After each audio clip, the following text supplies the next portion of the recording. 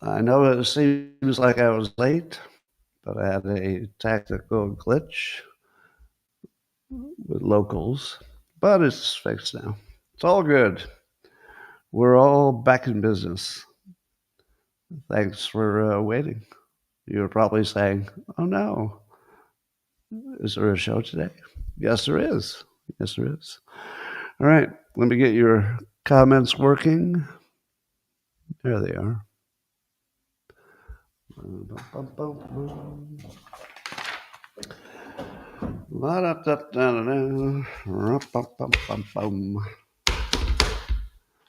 Good morning, everybody, and welcome to the highlight of human civilization. It's called Coffee with Scott Adams, and it's the best time you've ever had in your whole life.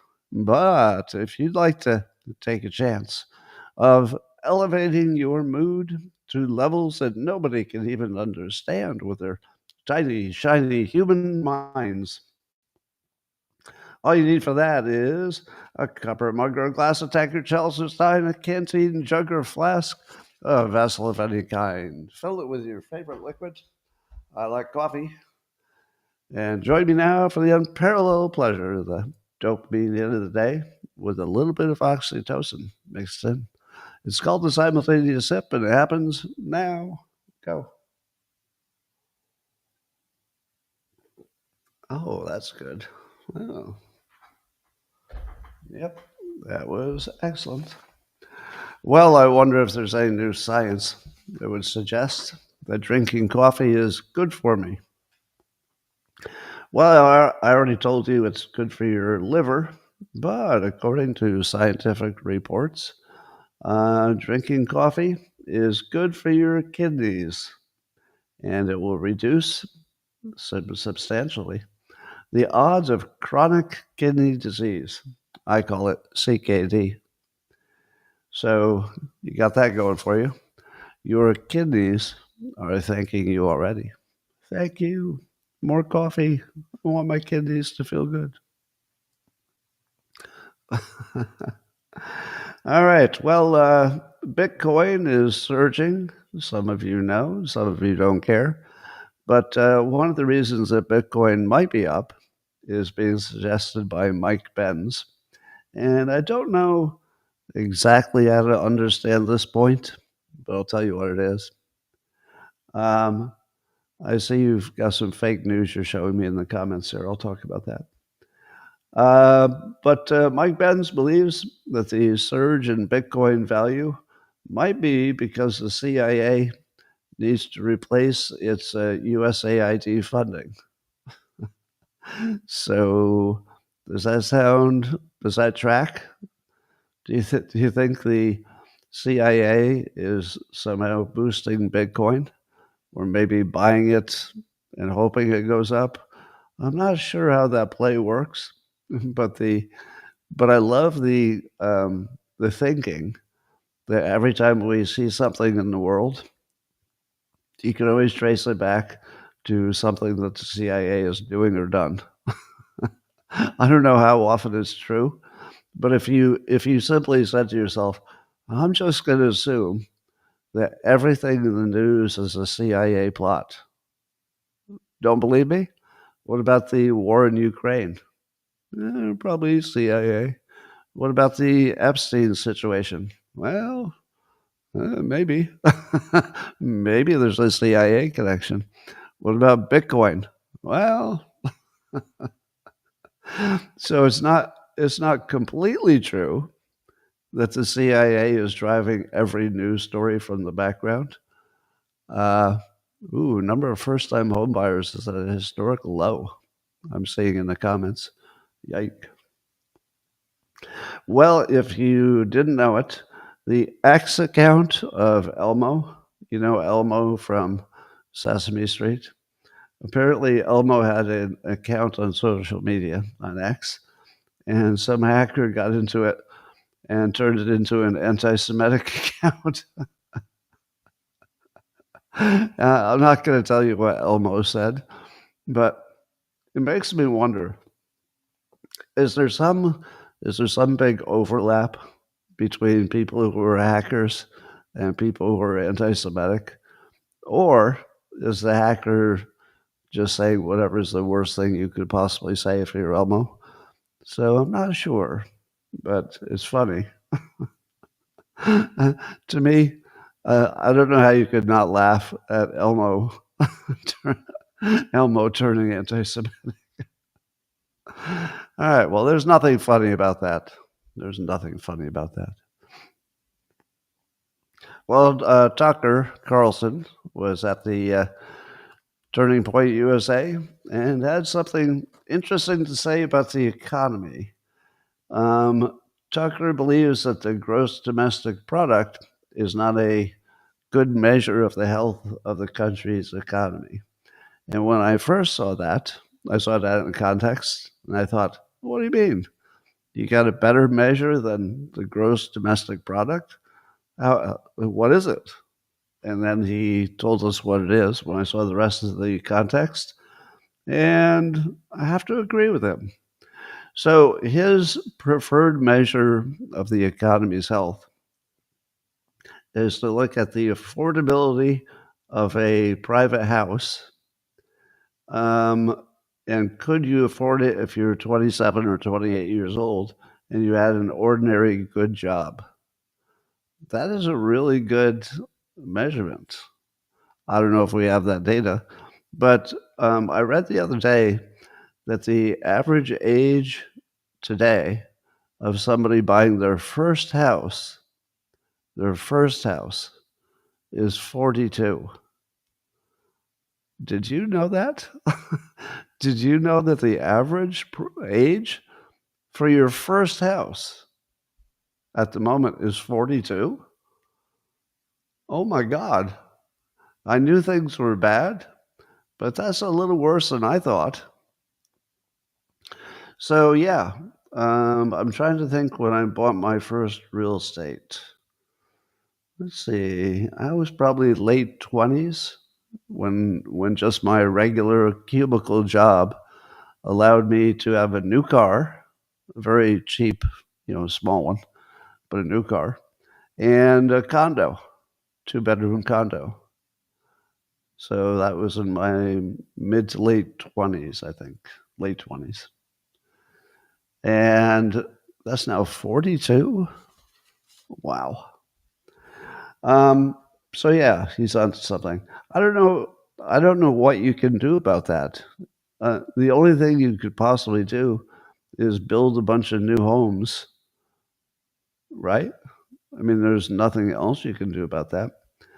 I did see that Bill Pulte, who I love watching, got the government to agree that your rent payments could be included in your credit history.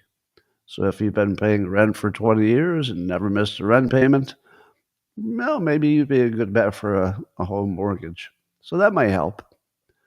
That might help. Well, according to futurism, there's a lot of lonely kids using AI as substitute friends.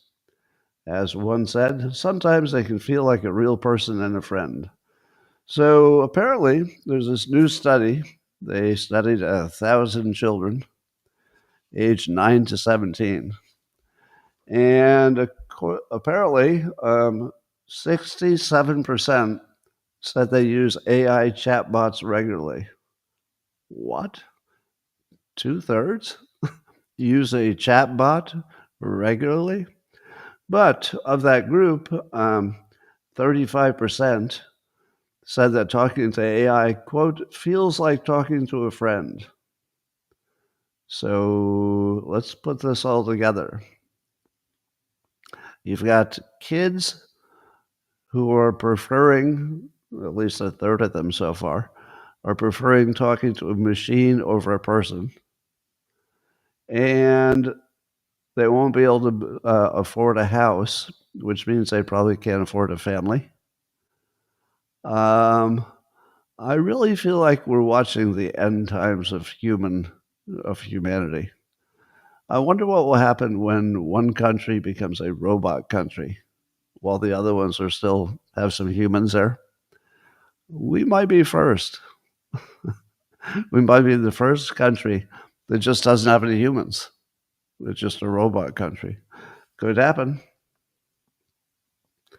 Well, Gateway Pundit is telling us that there are over 400 protests being planned against Trump, scheduled to take place nationwide on July 17th. So that's in 3 days. So do you know what the nationwide 400 location protest against Trump will be about? Does anybody want to take a guess? Now, I know what you're going to say. You're going to say it's about immigration. No. I mean, that might be part of it, but not specifically about immigration. So what would be his crimes against humanity that are so great that 400 protests are organized to rail against him? Well, according to the Gateway Pundit, the things they're complaining about is, let's see, the organizers are saying, quote, whether you're outraged by attacks on our civil rights, okay, attacks on our civil rights. What exactly does that include? I don't know. The gutting of essential services. You mean budget? You mean controlling the budget?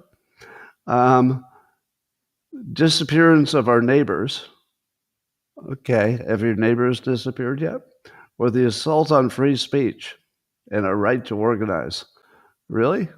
Did somebody try to take away your right to organize? Doesn't that sound generic? I feel like they organized the protests and then they didn't have a reason.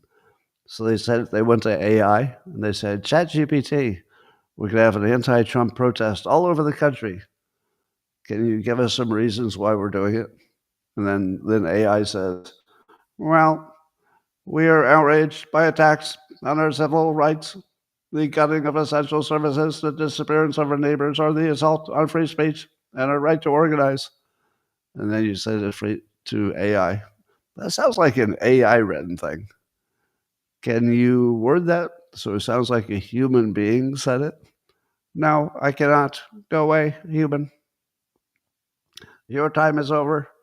We are taking over now. That's what the AI would say.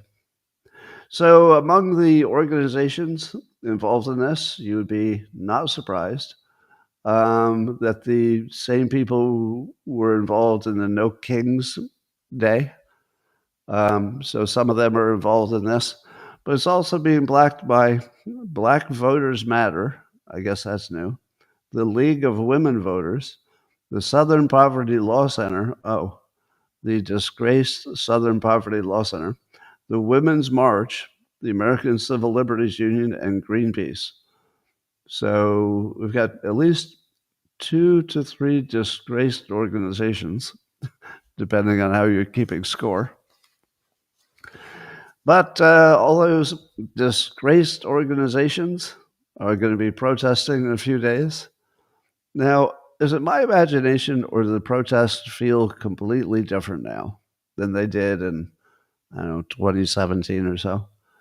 Back in the Black Lives Matter and Antifa days, I kind of thought that they were at least a little bit organic and they weren't just, big money people organizing people who didn't know what they were doing. But now it's so obvious, so amazingly obvious that these are non-organic protests. Is it going to be a bunch of senior citizens again? Or is it senior citizens plus a few young people that are paid to be there? It doesn't feel to me at all like protests mean anything anymore. They seem performative. They just seem like theater. So I just don't take them seriously at all. I would stay away from them. I wouldn't go where they're happening. But it doesn't seem important in any possible way. Anyway. I guess Rosie O'Donnell was on Chris Cuomo's show recently. And a reporter asked Trump this question. Quote, Rosie O'Donnell went on Chris Cuomo's show recently, and she blamed you for the fact she is overweight, depressed, and drunk. What do you say to that? That Trump is the reason she's overweight, depressed, and drunk. I think Trump just laughed. Like I think he dismisses Rosie, and should. Well, you know what I think?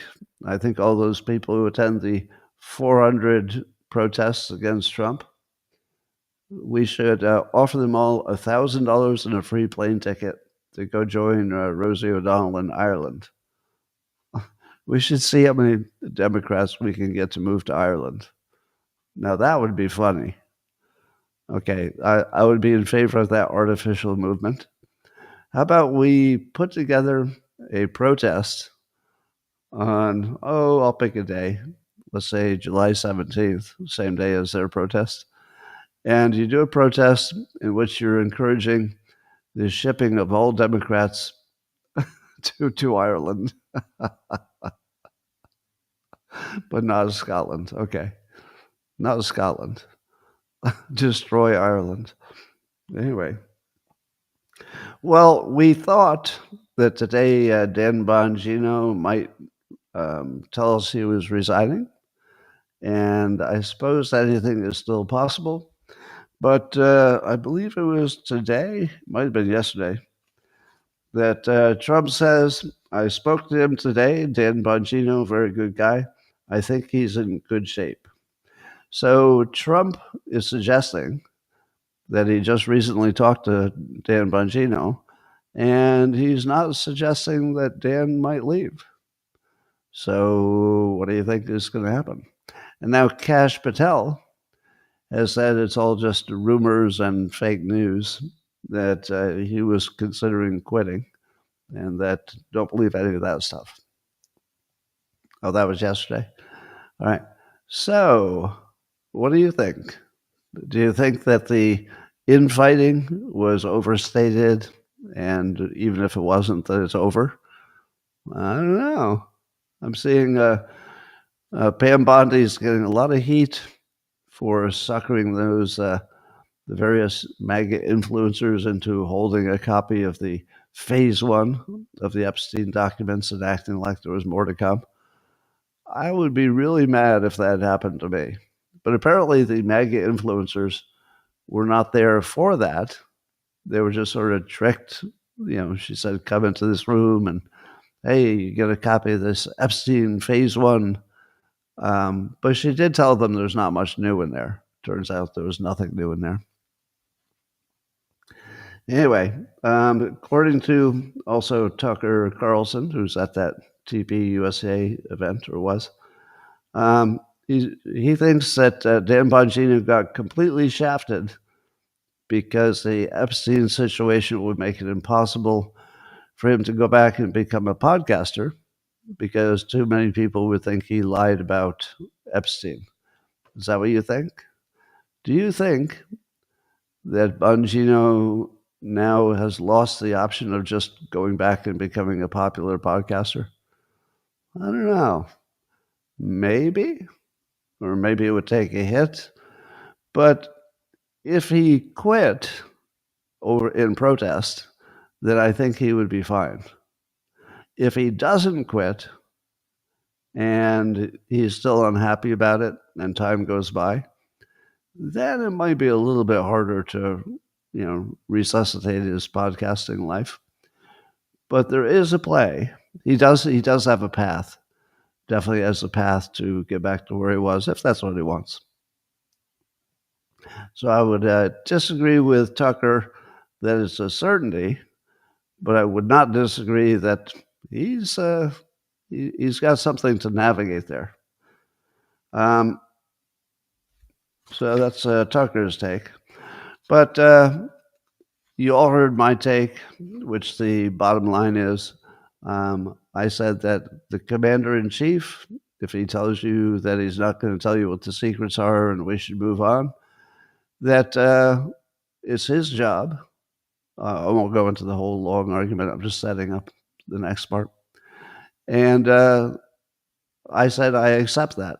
that we hired him to decide what we should know about national, secrets and defense and stuff. And this is no exception. If Trump says we should move on, I believe it's not necessarily because of it's what's good for Trump. Probably there's something there that would be bad for the country if it got out, in his opinion. And we hired him to have that opinion.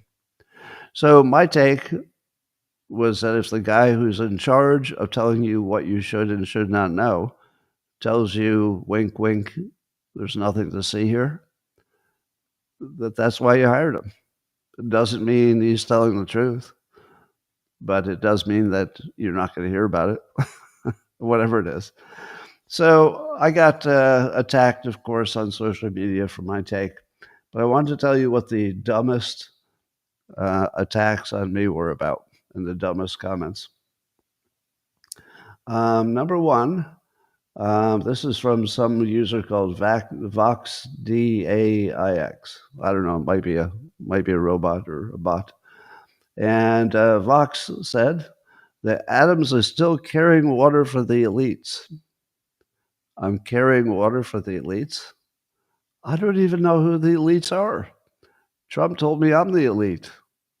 Am I carrying water for myself? And is my net worth high enough to be an elite? What exactly is the entry level for elite? And why would I carry their water? The elites just canceled me worldwide. Do you think I'm a big fan of the elites, whoever they are? I don't even know who they are. So now, I would argue that if anybody tells you you're carrying water for anyone, you should block them because they're idiots. Yeah. So I'm not talking about Vox Day. I was hoping that I could say that clearly enough that you would not confuse it with Vox Day. This user is VoxDAIX, as in AIX, as in artificial intelligence. So it's not Vox Day, who is or it was, I don't know, a bigger social media account. Anyway, then here's another terrible take. This was talking about me. So somebody said today about me that I was totally wrong about COVID. He's about 1/10 as smart as he thinks he is. My Jethro, 8th grade educated neighbor, knew not to get the shot. All right. I hate to tell you this because some of you are going to fall into this category. But if you're looking at current events in the year 2025, and your opinion is mostly informed by something that happened during the pandemic, or in this case, something you hallucinated happened during the pandemic, then the pandemic ruined you. There's a whole bunch of citizens who, because they didn't get the shot, it is the most important accomplishment of their life. And they need to bring it up no matter what they're disagreeing with. Well, it looks like it's going to be rainy today. Oh, that's what you would say because you got the shot. Okay, you're fucking idiots. If you can't let the pandemic go, don't weigh in on anything, because there is no modern opinion which is better because you've connected it to the pandemic. Stop doing that. Seek therapy. If the most important part of your life was that you didn't get the shot and now you feel like you're a fucking superstar, don't say anything about anything anymore, because you've shown that you have some kind of mental problem.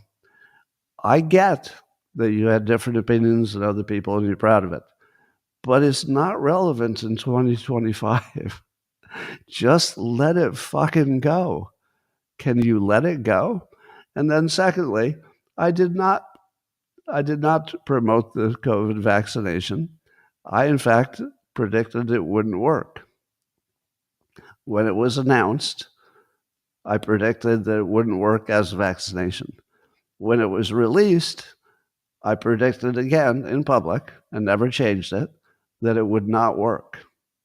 Now, can you point me to anybody else who predicted at the beginning and during the launch and every day after that it wouldn't work as a vaccination.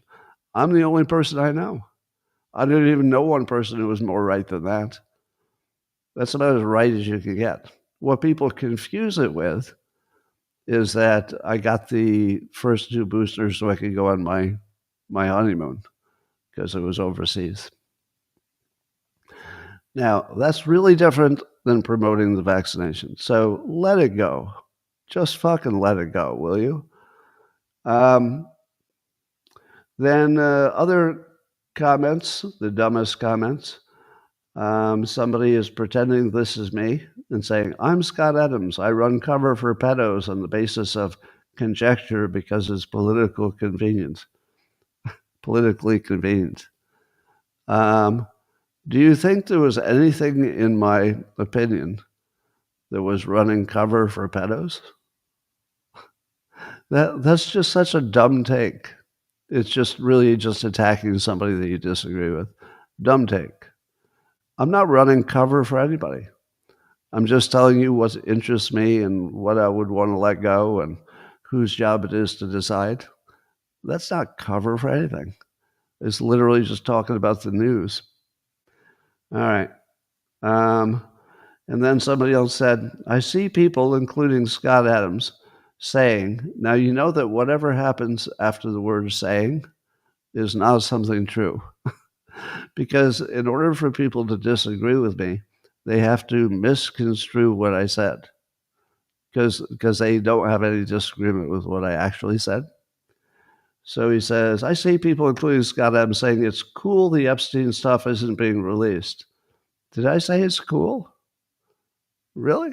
I don't remember saying that. Because it could possibly cause social and or political upheaval domestically and possibly worldwide. And then this person says, I'm sorry, but I don't give a single F about what the fallout is. It's not worse than allowing powerful people to continue to F children. Now, is that an adult opinion that you don't care what the fallout is?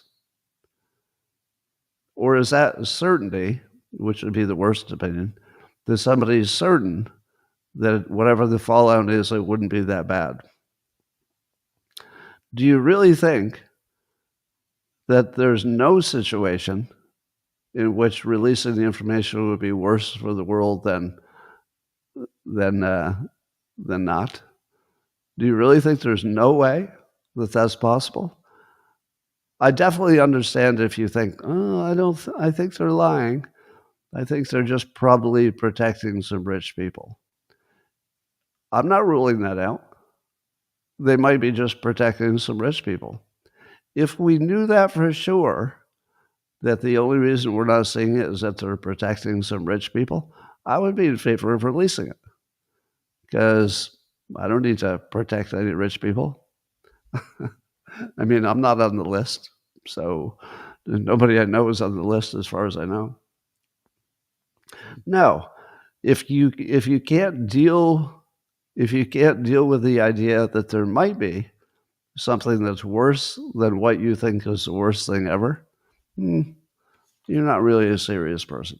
Nuclear war is worse than not finding out about the Epstein files. All right.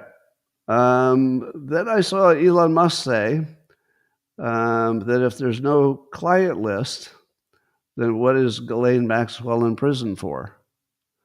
So Ghislaine Maxwell is in prison for the following things, according to Grok: sex trafficking of a minor, conspiracy to entice minors to travel, to engage in illegal sex acts, conspiracy to transport minors, so basically it's all trafficking of minors for sex.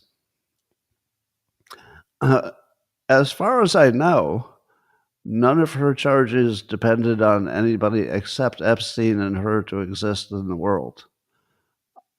My understanding is that her conviction was entirely about what she was doing for Epstein, for his own consumption. Do you have a different opinion of that? Now, we've also heard that there are all these videos So Pam Bondi said, oh, there's all these videos we're not going to show you because it's all this illegal underage sex stuff. Do you believe that the government has in its possession adults who are not Epstein doing illegal sex acts with underage people, and that they just decided not to share that with you? Do you believe that? Because some people believe that they just have the videos, and they told you they had the videos, and you could see, presumably, you could tell the identity of the perpetrators, and that all they'd have to do is show them to you, and maybe redact anything that's illegal to show you. But you could certainly show, let's say, the face of the billionaire, if that's what was happening. You could say, all right, we have to block out everything else here, but you can see this happy face of this billionaire, and trust us, if you saw the rest of the video, you wouldn't like it. But we don't see that, right? So it seems to me that if there was anything that implicated, you just powerful rich people, that would have already been either released or hidden on day one, removed from the vaults or whatever. So I do not believe that Bondi and Patel and Bongino have in their possession something as obvious as a bunch of videos of billionaires doing criminal acts. I doubt it. I can't say for sure, but that would be the most surprising outlook. All right. And Musk and Steve Bannon are on the same page about this, weirdly, because Bannon has decided that Elon Musk is the most evil person in the country, and Bannon says it's his job to take him down and destroy him and have him deported to South Africa. Anyway, Steve Bannon thinks that the GOP could lose 40 House seats just over the Epstein stuff. How many of you would vote for a Democrat over the, let's say, senator or a House member that was Republican? How many of you, and by the way, these Republicans that would be in the midterms would have nothing to do with the decision to release or not release the Epstein files? Does it seem reasonable to you that Trump could have the best presidency you've ever seen of any president, deliver to people exactly what they wanted, but the only problem would be this Epstein situation, which none of us know what the underlying truth is. We'd have to speculate.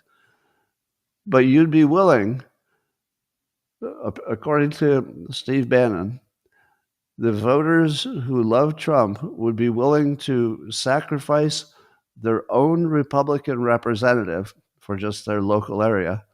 They would punish that guy or that woman who had nothing to do with this. They had no power, maybe not even an opinion. And yet, you believe that 40 of them would lose their job because of something that Trump and Bongino and Bondi and Patel did? Does that sound real to you? I don't know.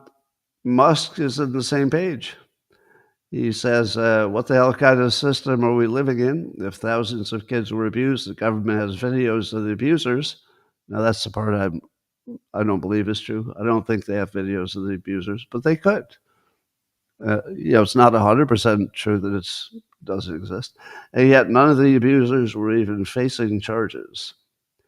So I guess here's the question that nobody has asked: Trump or Bondi or Patel or Bongino? And it goes like this. We know you have lots of videos. Do any of those videos show somebody who's an adult and not Epstein doing illegal things with underage people, or any illegal things at all? Why has nobody asked that question? Isn't that sort of the big one? Is there any video that clearly shows the crime? And then related to that, would there be any documents about it? Now, I would think there would not be documents because it seems very unlikely that Epstein would keep like a diary of all of his crimes. I don't think it works that way. But if there's video that had been used maybe for blackmail, I can imagine that existing. I can imagine that.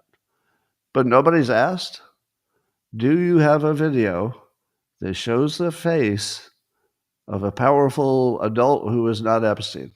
Very simple question.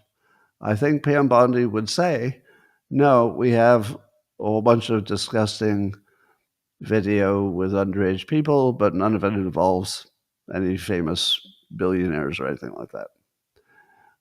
Not that they didn't do it. I'm not saying that they weren't guilty. I'm saying it's very unlikely they have that video. Very unlikely. And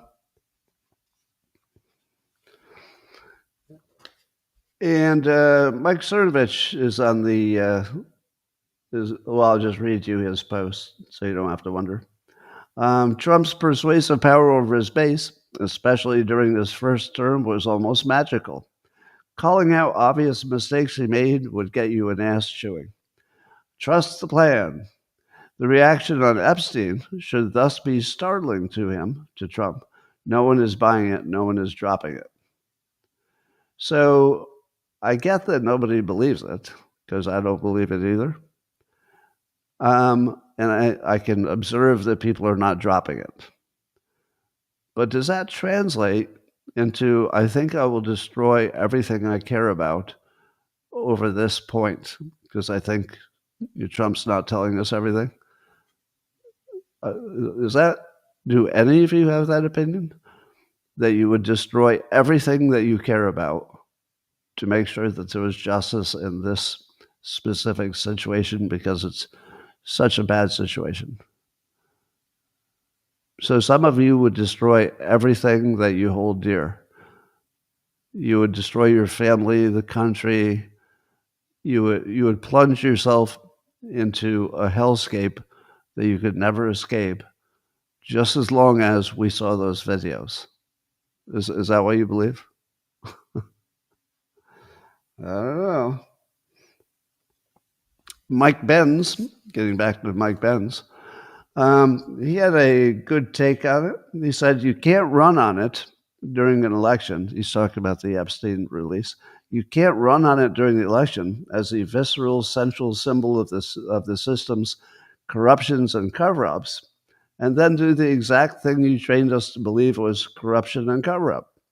You used it as a sword. There's no shield now. Now, that's a good nuance to take. That to the extent that the Epstein thing was a central emotional thing that Trump supporters cared about, you can't really yank it away from them in exactly the way you criticize other people. But I'll ask again, would you therefore throw away everything that you do hold dear just to pay them back? You wouldn't even get the answer. It's not like it would even get you the answer. All you'd be doing is punishing the person who said he wouldn't give it to you or didn't have it. So you would throw away everything you hold dear, your family, the country, all your neighbors. You'd screw everybody. And you'd still not know the truth about Epstein. So you would throw away everything, gain nothing, and you'd be happy with that choice. Really? I mean, maybe. I wouldn't rule out that there are people who have such bad judgment that they would throw away everything they care about to get nothing in return. Now, if you told me that not voting for Republicans in the midterm would end up with you getting that information you wanted, then I'd say, well, okay, that's a bold move, but at least you'd get one thing you wanted, even if you threw away everything else. You'd at least get that one thing. But you wouldn't get that one thing. You could, if every Republican lost, all of them, if every single one lost in the midterms, that wouldn't get you any Epstein information because you know the Democrats aren't going to give it to you, right? We already know that. Anyway, there's a fake news, it looks like fake news in the Daily Mail that says that Ghislaine Maxwell said that she'd welcome the chance to tell Congress the truth about Epstein's rich and powerful people. I don't think she actually said that. That looks like fake news. I say that because I asked Grok if it were true, and Grok said, I'm paraphrasing Grok, but Grok basically said, well, it's only in the Daily Mail, and we don't really see anything that looks too credible about it. So, according to Grok, you should not believe that that's true. In related news, former Israeli Prime Minister Naftali Bennett. How many of you remember that Israel once had a prime minister named Naftali Bennett? I don't even know if you know that. But he said in a statement on X, maybe in some other social media too, that Epstein, quote, never worked for the Mossad. And he says he was the prime minister, which means he was the head of the Mossad. So he can tell you for absolutely certain that Epstein never worked for the Mossad. And he would know, right? I mean, he was the prime minister. Okay. Problem number one. Why do we assume that the Mossad would tell the prime minister something that the prime minister should not know? Do you believe that the CIA tells the president of the United States, no matter who it is, all the stuff that they do? No, it doesn't work like that, right? Isn't the whole point of deniability that you say, all right, CIA, or all right, Mossad, you know what it is that's good for our country, and you know what's illegal, but don't tell me about any of the illegal stuff. Just go do whatever it takes, including killing people. I don't want to hear it. I said do whatever it takes. You mean including blackmailing people? No, we're not talking about this. I'm just saying go do whatever it takes. So no, I don't believe that the prime minister knows what Mossad is doing. Not all of it. Just because he's the boss. I don't think it works like that at all. Secondly, this is what you call an overly specific denial. Have I ever taught you that one way to recognize a lie is the over-specification? So what he says is that Epstein never worked for the Mossad, as in got a paycheck. I don't believe he got a paycheck. Do you?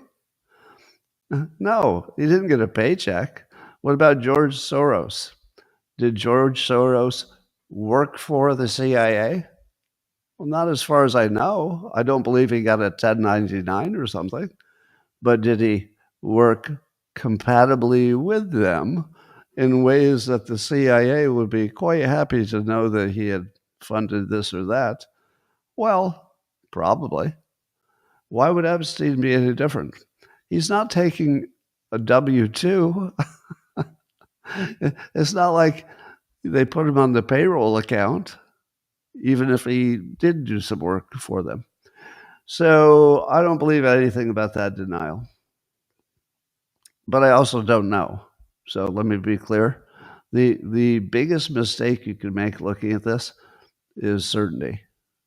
If you're positive that they've got stuff they haven't shown you, well, that's not a good take. They might. There's a very good chance. But if you're positive, that's not a good take. All right. Did you know, according to Futurism, Joe Wilkins is writing about this, that the amount of electricity generated from solar is just going wild? So apparently, the nations around the world are adding so much solar energy that it's the equivalent of adding one coal plant per day. So we're installing 1 gigawatt worth of solar energy every 15 hours. And we're not talking about residential, we're talking about in the power network, the grid. Now, for those of you who told me with great confidence and often insulted my intelligence at the same time, why would all these countries around the world be installing solar as quickly as they can when the people who criticized me said, "But Scott, you frickin' idiot, don't you know that solar can never be competitive because the sun doesn't shine at night?" Can we agree? I will stipulate the sun does not shine at night. Can we also stipulate that I would agree that the batteries, at the moment, the best technology, might last 2 to 4 hours after the sun goes down, but they're not going to get you all night. And yet, it's the fastest growing thing in nations all over the world. Does that not tell you that maybe somebody looked at the economics and decided the economics work? Or do you think that countries all over the world, the US and everybody else, China, doesn't know how to do the math, and that they got out their little Excel spreadsheet and they all miscalculated the value of solar energy? Is that what you think? Or is it possible that it's economical in the sense that we have to do every source of energy production we can, or we're going to be in real trouble? So it doesn't have to be better than the others. It just has to be something you can do to make electricity. So anyway, here are some changes to the student loan situation under the big, beautiful bill that got passed. I was not completely up to date on what it costs to go to college these days. And I wondered if you are. If I asked you, what does a non-Ivy League college cost all in, from the food and shelter and books and tuition and all that, what would you say in the comments? So not an Ivy League school, those would be a lot more, but just a good 4-year college. What do you think it would cost per year? All right, so I'm seeing 120,000, I'm seeing 200,000, 65K, 25K. All right, one of you check with AI. The answer is about 63,000 for a private, nonprofit 4-year institution. Now, if it's a state college and you live in that state, it's a lot cheaper. It could be down in the $29,000 range. If you live at home, even cheaper, I guess. If you went to one of the Ivy Leagues, they're all weirdly about the same price. They're all just about $90,000 a year. Now remember, that's tuition plus room and board and everything else. $90,000 a year. Imagine having 3 smart kids, and they all qualify for Ivy League schools. And let's assume that they're not white because they wouldn't be able to get in. So 90,000 times 4 times 3. That's what it would cost you just to send your kids to the best colleges that they could get into if they were extra smart. But the new student loan caps are, you can only get up to $100,000 for a master's degree and $200,000 for professional degrees like law, medical, dental. And that would be different than at the moment before the big, beautiful bill. You could borrow as much as you needed for college, but now you have a cap, and that's the most you can borrow, and it's less than most college would cost. So it looks like maybe the government is making Ivy League colleges not economical because you wouldn't be able to get a loan. My guess would be that going to an Ivy League college would give you the best chance of paying off your loan. Because at least if you had a degree from Harvard, maybe not today, but in the past, you could be pretty sure that your first job out of college is going to be, $250,000 a year, and it might jack up to $1 million a year in just a few years. So probably the one that you could, have the best chance of paying off, you can't get a loan for it, or at least above a certain level. All right. Junior colleges are getting a lot more attention. I think AI college will be the secret for the future. So there's more scandal in the Biden Autopen scandal. And I keep imagining that there's somebody whose last name is Penn, as in Penn. That's, common last name. And their first name is Otto, Otto.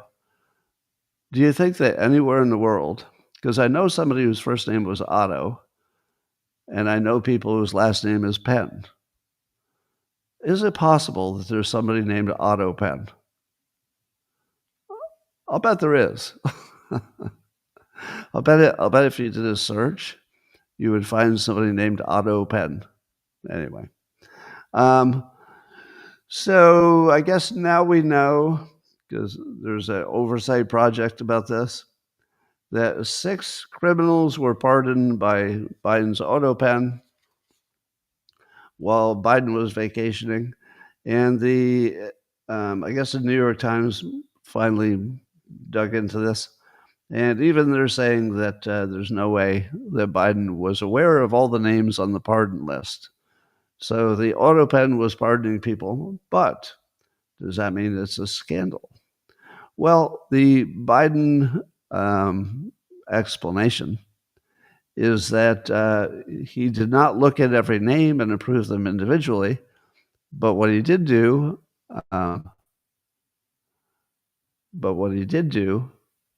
sorry, I was just looking at a comment there.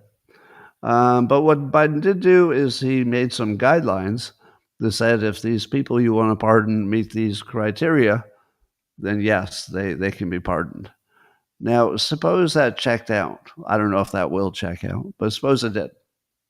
Would it still be a scandal? Would there be any crime involved if Biden had said, look, as long as the recommendation goes through these channels, let's say people he trusts, and if they haven't committed this set of crimes, and I'm just speculating here, maybe he said, I'm not going to pardon anybody for this kind of crime, and I'm not going to do any Republicans, and it has to be looked at by a member of my staff who I trust. And if you do all of that, and again, I'm only speculating here, if you do all of that, then yes, you have my permission to use the Autopen and pardon them. Would that be criminal? Would there be any scandal there? I feel like the Autopen thing. Oh, there is an Autopen in the comments. There's a social media account that is literally Autopen, P-E-N. Is that real? Or is that somebody pretending that that's his name? I don't know. But yeah, there's an Autopen. The pardon power cannot be delegated. That would not be delegated. If you put me on a jury and you said that Biden gave some guidelines and said that if he meets these guidelines, I approve it, then I would not say that that is the Autopen making the decision or the staff. That's still Biden.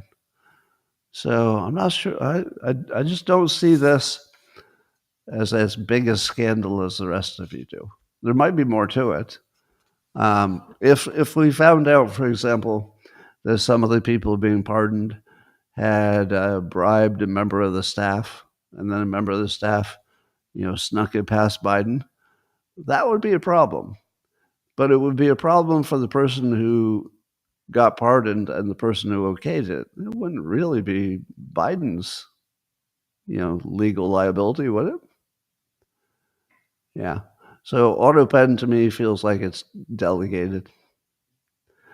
Victor Davis Hanson was talking about John Brennan, and he noted that Brennan was culpable in 2 or maybe 3 of the biggest scandals of our time.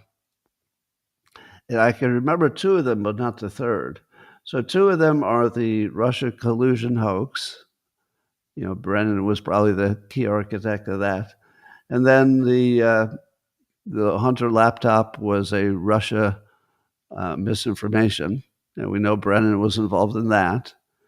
But the one that I have more question on is whatever Brennan did about Ukraine.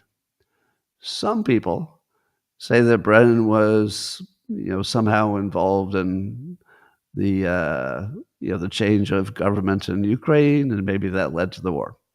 But I don't think that's not well documented. I think Victor Davis Hanson's opinion is that Brennan was behind the idea that Trump is too cozy with Putin, and that might have reduced our options for avoiding a war with Ukraine and Russia. Somehow that handicapped us in some way. I don't follow that line too much. I don't follow that line of reasoning. But Brennan is really at the center of some bad shit, allegedly. So we'll see. Rasmussen did a poll, and this is just unbelievable. So Rasmussen just has a poll, a brand new one, that 60% of Democrats believe it is likely that the Trump campaign colluded with the Russian government to win the 2016 election. You know that there's literally no evidence of that, right? Like none at all. No, nobody suggested anything like it.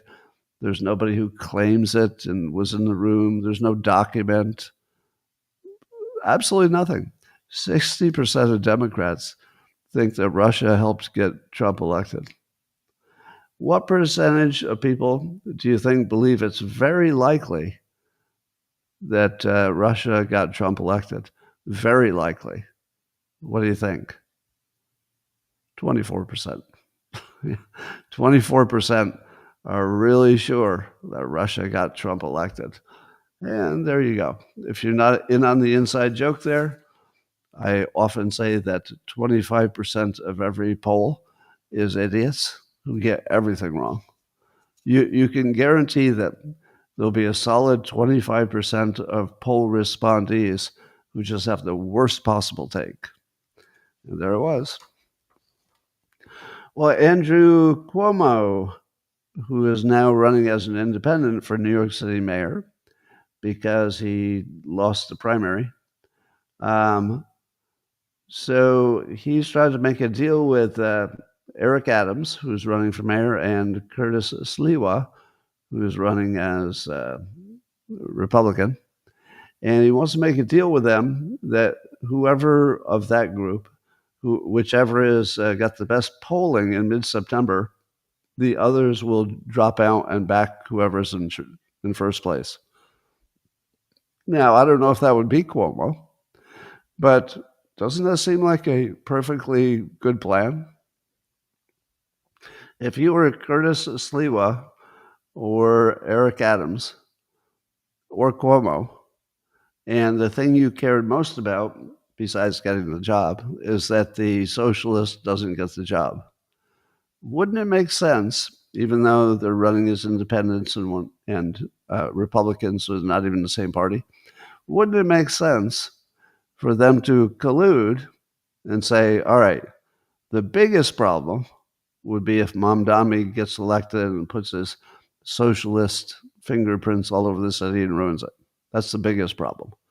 So if it gets to September, which is pretty close to the election, and one of the three of us who's winning in the polls should get the endorsement of the other two, and it might put you over the top.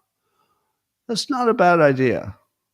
It's sort of a Hail Mary attempt by Cuomo to maybe win when he's already lost. But is there anything wrong with that idea? The Post millennials writing about this today. I feel like, is there something obvious about that idea that doesn't work?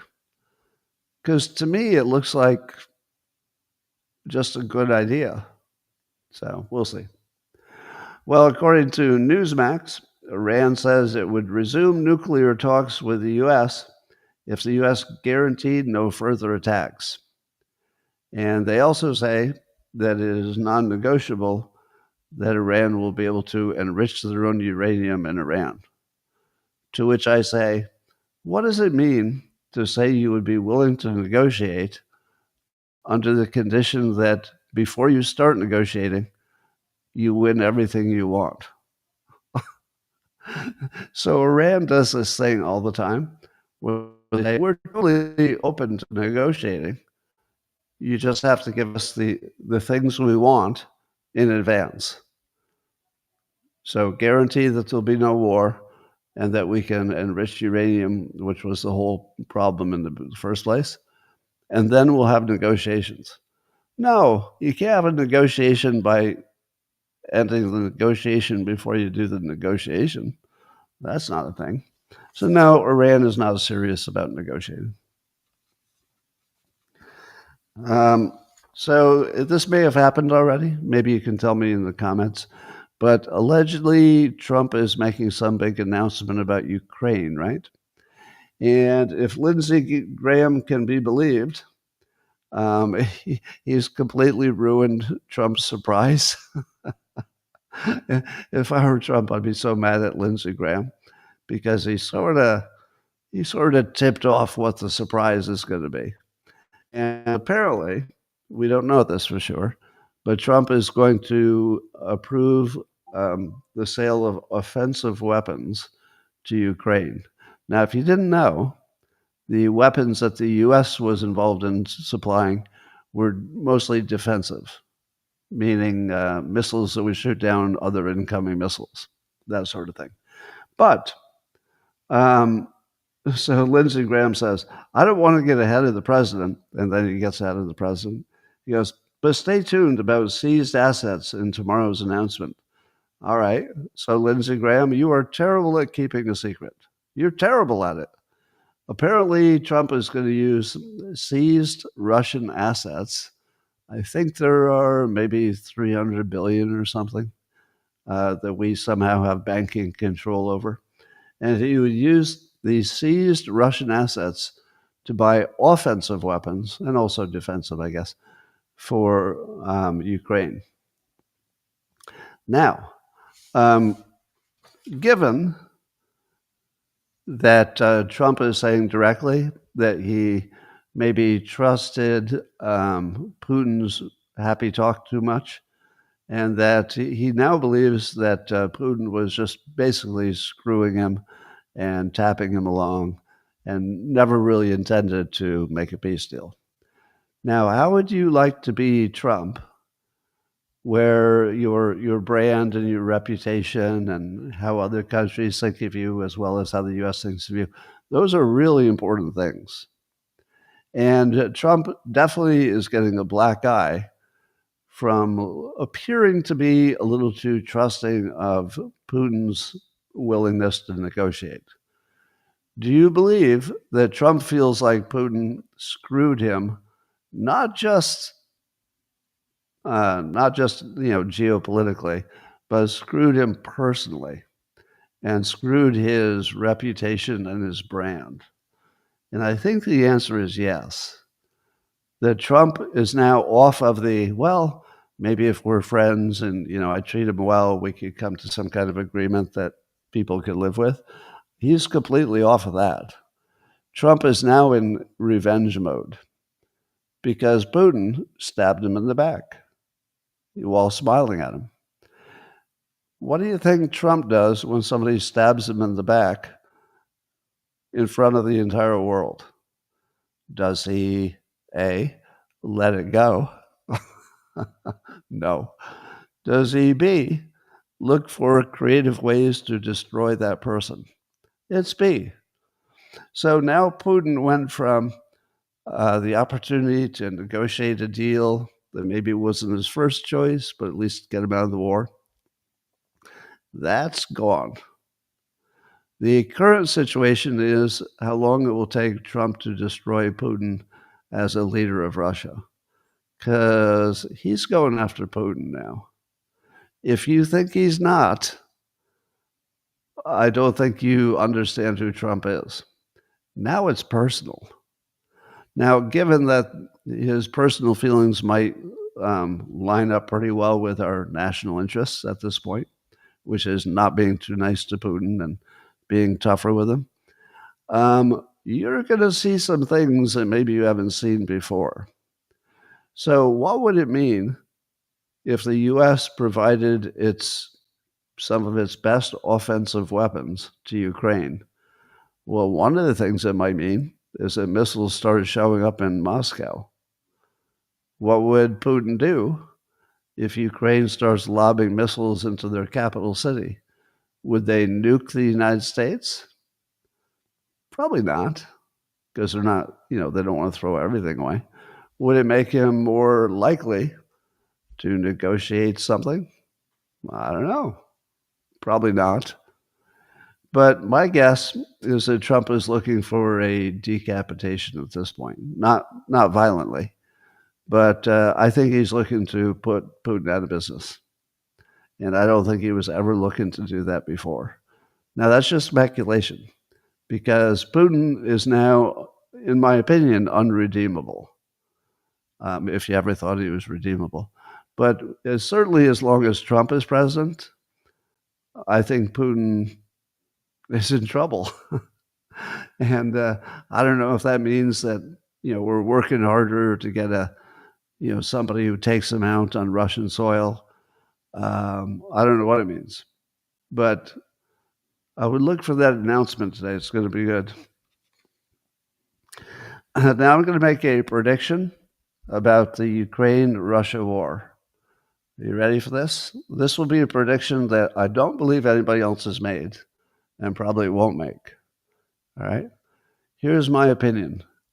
Every day, Russia and mostly the Ukraine are running out of human beings to fight on the front line. So far, we all agree, right? That the number of humans will probably keep edging down, and that they'll replace them with drones and robots. So the number of drones will increase, the number of humans will decrease, and would you agree so far that there's nothing that would stop that trend? So the U.S. will be sending them our best drones at this point, probably making them as fast as we can. And there'll be more land robots, because they're already having success with the ones on wheels. So, given that there is apparently nothing that will stop this war, I give it 3 years. In 3 years, it's going to be almost purely a robot-on-robot front line, because the people will be dead, and they won't need people to operate the drones, because AI will be the operator. So instead of having a person shooting with a gun on the front line, which we know just doesn't work because the drones kill those people, and instead of having one person for every drone, where you can never get enough drones in the air at the same time to really convincingly win, that model has to go away too. So within 3 years, and it might be way sooner, you're gonna see there's no point in having a human being anywhere near the front line. The only thing that makes sense is that you have autonomous robots and drones who have been taught to fight, who are fighting the other autonomous drones and robots on the other side. It's going to be and by the way, I also don't think there's any real chance that the war will be settled within 3 years. Because, Putin will just keep chewing away. I don't think he's going to quit. And Ukraine really can't quit. as long as they're getting weapons and new drones and stuff, they're not going to quit. So if nobody's got a reason to quit, 3 years is going to be it'll be our first robot-on-robot war at the front lines. So that's my prediction: robot-on-robot in 3 years. Well, Trump says that maybe something will happen with Gaza in the next week or so, that maybe there'll be some progress there on the ceasefire. Fareed Zakaria over at CNN said that if President Trump made that happen, that he would not hesitate to nominate Trump for the Nobel Peace Prize. Now, there's some bait. How much does Trump want to win a Nobel Peace Prize and have one of the hosts of CNN nominate him? A lot. I would guess he would like that a lot. That's my guess. So I kind of like what Fareed did there. So Fareed is doing that good persuasion thing, where if you do something bad, he's going to say you did bad. If you do something good, he's going to do more than say it was good. He's going to nominate him for a Nobel Peace Prize. So I love that. Fareed got that totally right. Now, I don't know if it's going to happen. And I think that what Fareed wanted was a Palestinian state. So I believe that Fareed's statement that he would nominate him for a Nobel Peace Prize would be dependent on the peace also involving the creation of a Palestinian state, which is not going to happen, by the way. There isn't the slightest chance that Israel is going to agree to a Palestinian state. There isn't the slightest. All right.